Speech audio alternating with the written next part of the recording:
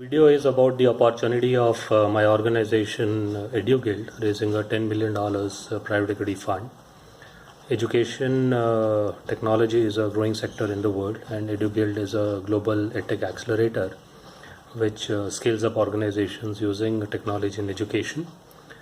What is so is that the amount of global investment that has gone in edtech companies in the first 10 months of 2017 was more than $8 billion.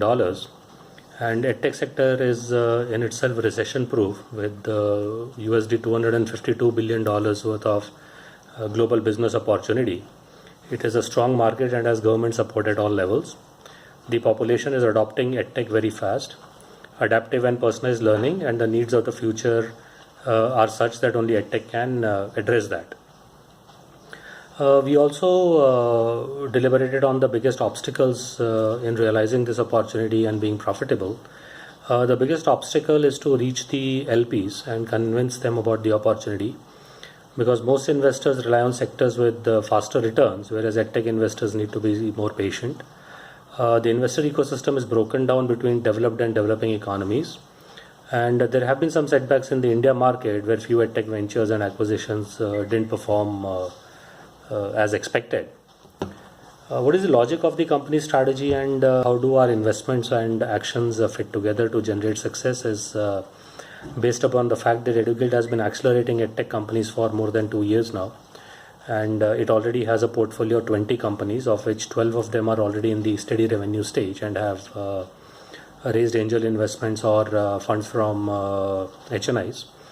EduGuild is backed by universities with more than 3 decades of education experience, with solid infrastructure and access to 100,000 students being given to the startups which work with us.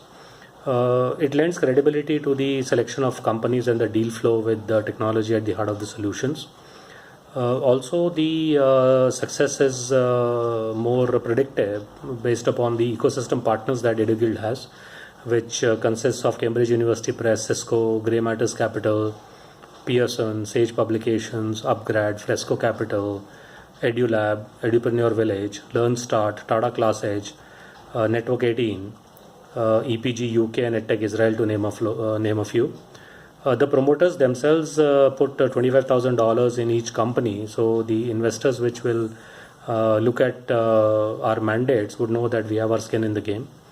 And we have a complete alignment of interest with potential LPs, because we are focusing on minimizing the spend on OPEX, and hence whatever fund we raise, the deployment pool will be enhanced as compared to what other funds do.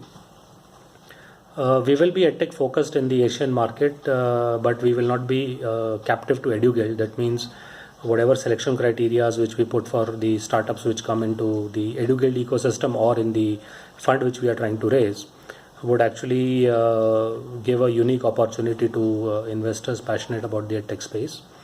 And we already have a team of 5 full-time professionals which have experience in business management in companies like Sony, Qualcomm, Avaya, Ericsson, to name a few. The other team members have private equity and venture capital background in Morgan Stanley and working with organizations like Imbibe, which is a big edtech company in India.